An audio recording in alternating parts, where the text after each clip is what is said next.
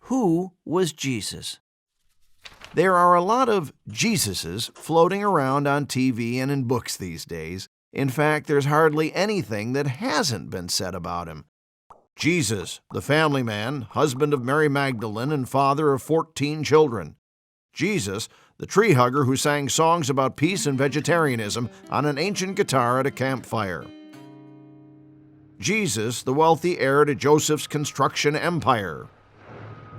These visions of Jesus have little to do with the Jesus of the Gospels. The Gospels, being the first records of his life, describe him quite differently. There, he is depicted as the Son of God. He claims that he and the Father are one.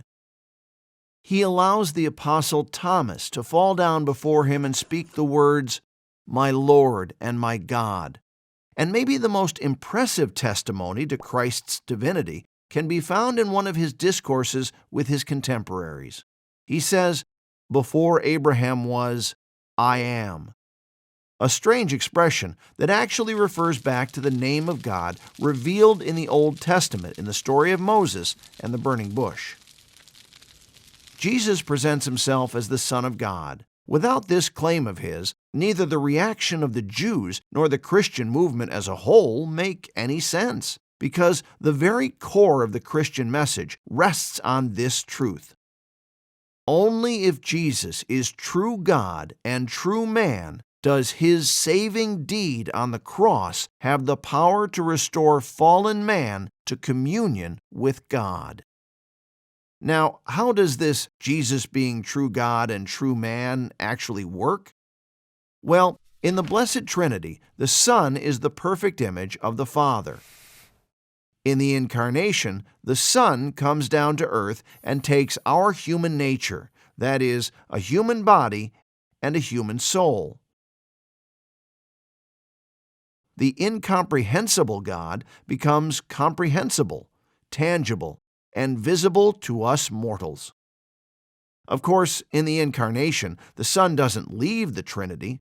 He remains inseparably united to the Father and the Spirit.